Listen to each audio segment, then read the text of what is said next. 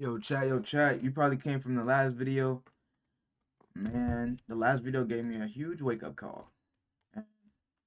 We're here to find out how would the United States fight a nuclear war. Last video, they said nuclear, oh my God, nuclear wars can start the ice age, bro. So basically, we're all gonna die. Everybody. Because the winner, not the bombs. Even if you don't die to a bomb, you're gonna die from fucking freezing to death.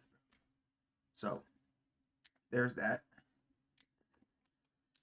Let's get it in. Let's check it out, bro. Why would a nuclear war start? The lingering fear the war in Ukraine could evolve into a nuclear conflict. What would trigger the unimaginable decision to launch such devastating weapons? It doesn't appear that North Korea wants to slow down its nuclear weapons program. It appears that they want to make more nuclear weapons, and they want to make those weapons more deadly. How would the US respond in a world forever changed by the threat of nuclear destruction? For this military coalition, it's also intended to send a clear message to its would-be adversaries. Mess with us at your peril.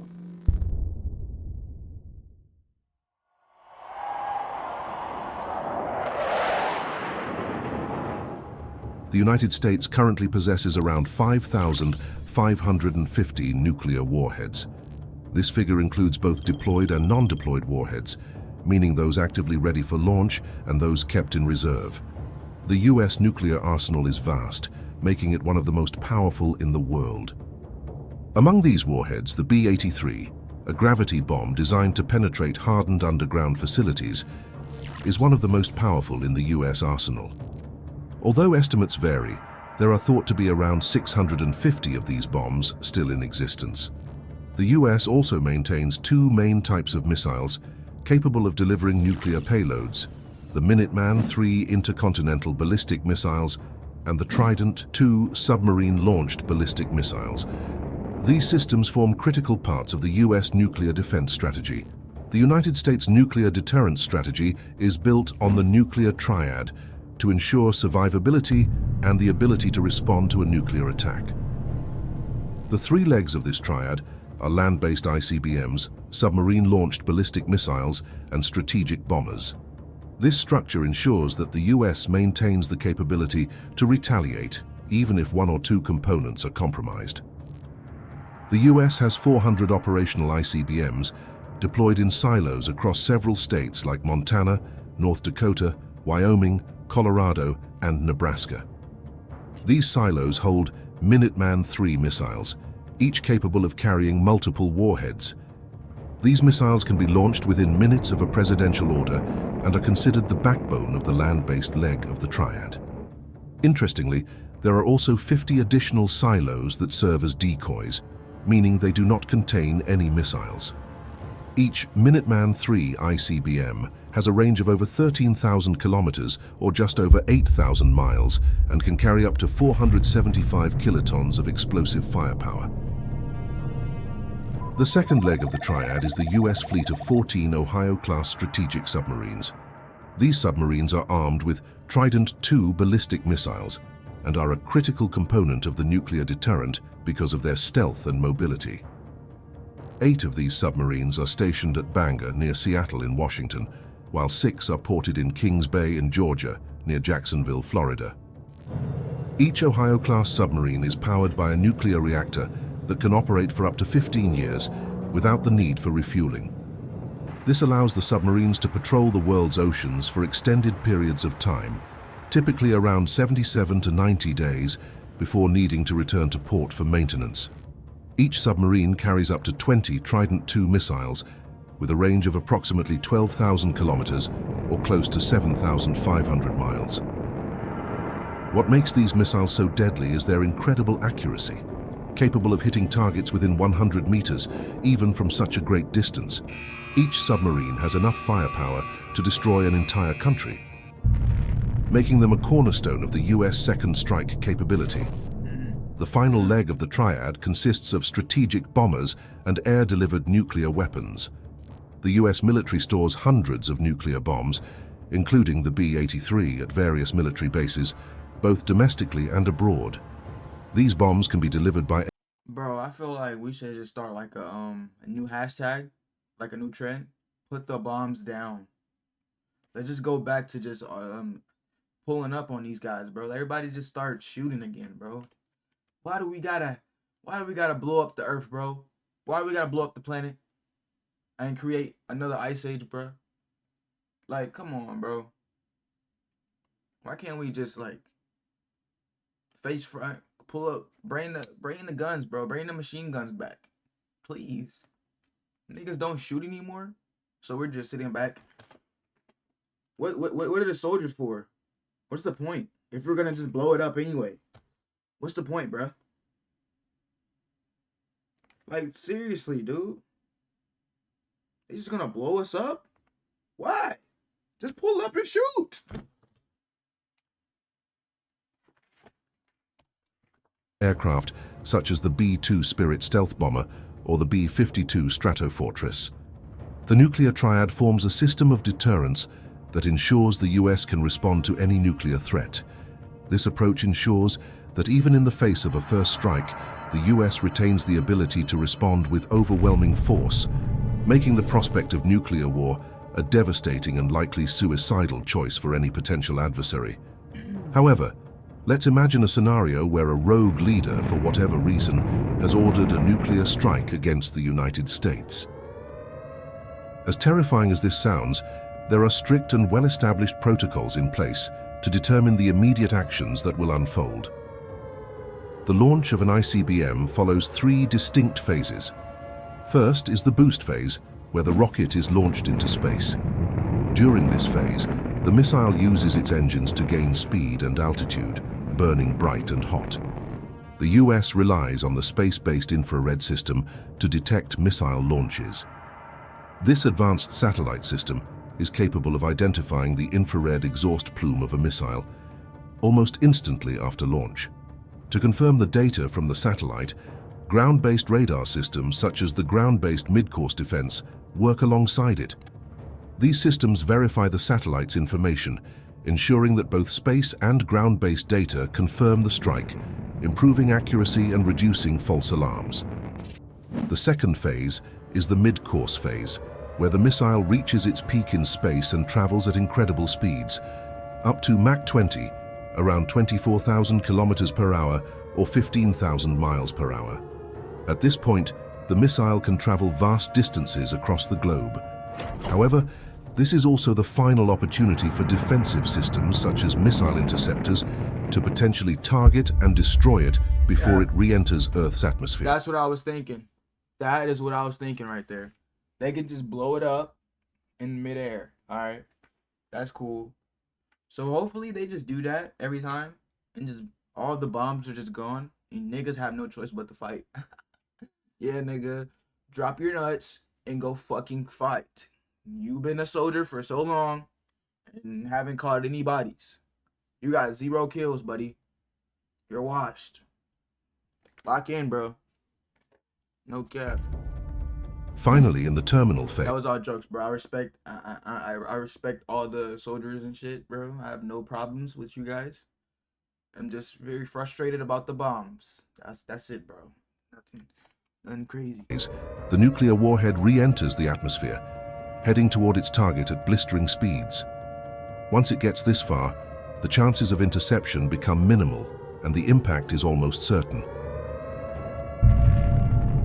Damn. In such a scenario, the US president has a narrow window of time, about 10 to 15 minutes, to make a decision regarding a retaliatory strike that will potentially seal the fate. Are you a Roblox fanatic? Microsoft Rewards has a brand new way for you to earn digital gift cards from Roblox. Of humanity. The president's decision for the release of nuclear weapons is governed by the two-man rule at all times. If the president decides that the United States must launch nuclear weapons, the decision is communicated to the chairman of the Joint Chiefs of Staff and through him to the National Military Command Center, which is often called the War Room via the Presidential Emergency Satchel, better known as the football. Inside the football, there is a black book listing a menu of strike options, and the biscuit, a 3x5-inch card with authentication codes for the president to confirm his identity. The menu of strike options includes major attack options, selected attack options, and limited attack options. At the first sign of an incoming nuclear strike, the president would be evacuated aboard the E-4B Nightwatch, commonly known as the Doomsday Plane. This aircraft is designed to operate in the midst of a nuclear war, flying high above the country to serve as a secure command center.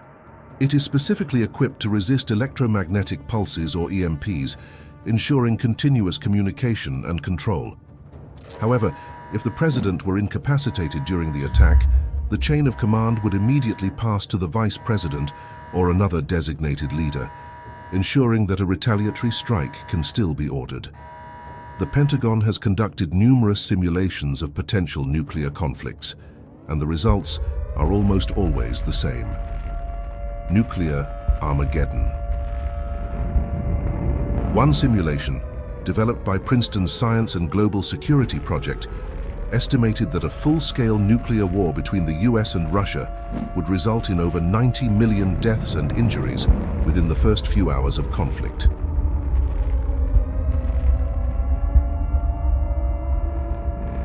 The long-term effects, such as radiation and nuclear fallout, would cause hundreds of millions of deaths over time.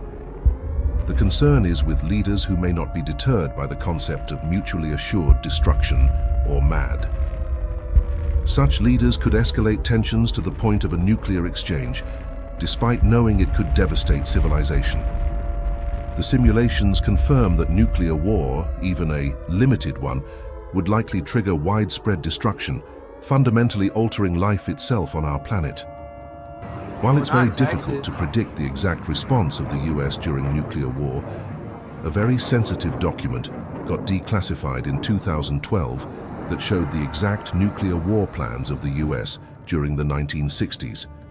This was known as the Single Integrated Operational Plan, or SIOP, which was the United States General Plan for Nuclear War from 1961 to 2003. The SIOP was primarily directed against targets in the Soviet Union and later Russia, but it also included targets in China, North Korea, Iran, Iraq, Syria, and Libya. The first SIOP, titled SIOP 62, was finished on December 14, 1960, and implemented in July 1, 1961. It described a war plan with the entire US arsenal to launch all 3,200 of its nuclear warheads in a massive strike against the Soviet Union, China, and their allies. The total explosive power of these warheads was nearly 8,000 megatons of TNT. To put that in perspective, that's the same as dropping over 500,000 Hiroshima bombs. If one Hiroshima bomb caused I just realized something. Bro, you know how Mr. Beast only has like minimum, like at the most, what, let's say 400 million. I don't even think he hit that 400 million. Bro, that's not even worldwide, bro. Imagine, like, worldwide, bro. Everybody knowing who you is. Like, not even just United States, bro. China, all the other places. That's like billions and billions and billions. So you become a billionaire like that, bro. If you just like, damn, that's crazy. That is kind of crazy, bro. Imaginable devastation. Really trillionaire. To be honest, bitch. Trillionaire. That's crazy. Because if you could become a billionaire by having like hundreds of millions of people fuck with you, because I'm pretty sure Mr. Beast is a billionaire. I think. I don't know. But yeah. That's kind of crazy. That nigga Kanye West is a billionaire. He don't got billions of people who know him. So, yeah. Think about the impact of more than 500,000 of them spread across the Soviet Union and China. This was the US nuclear strategy to eliminate the communist threat once and for all. The execution of SIOP 62 was estimated to result in 285 Damn, million Russia big dead as fuck. and 40 million casualties in the Soviet Union and China. The first PSYOP, based on the massive retaliation doctrine, had little flexibility, treating all communist countries as a uniform bloc. PSYOP 62 included the virtual obliteration of the tiny country of Albania because within its borders sat a huge Soviet air defense radar, which had to be taken out with high assurance. When Secretary of Defense Robert McNamara raised concern about this, Strategic Air Commander Thomas Power smiled at him and said, "Well, Mr. Secretary, I hope you don't have any friends or relations in Albania because we are just going to have to wipe it out." During 1961 to 1962, the Kennedy administration revised this plan as supervised by McNamara. He aimed to change the doctrine from massive retaliation to flexible response. PSYOP 63 took effect in July 1962 and remained mostly unchanged for more than 10 years. Instead of one spasm attack, it proposed 5 escalating attack options: Soviet nuclear missile sites like bomber airfields and submarine tenders, other military sites away from cities such as air defenses, military sites near cities, command and control centers, and then a so-called full-scale spasm attack.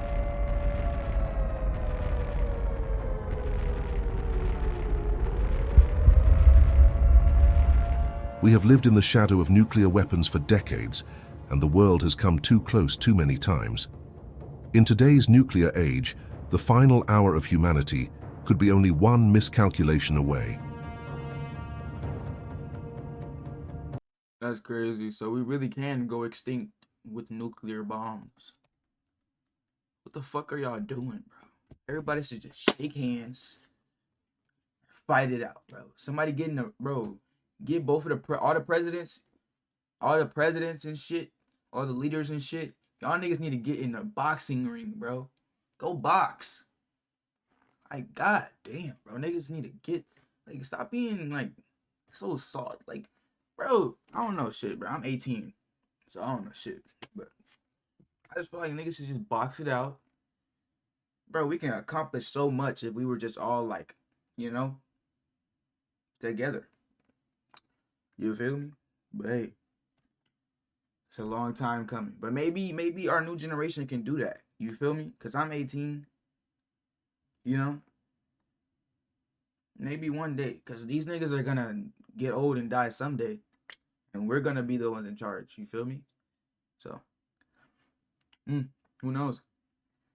But they're just teaching our kids to be some fucking, like, just like them and shit, bro. So, I don't know. Who knows, bro? Y'all let me know what y'all think about this down below in the comments. And yeah, I love y'all.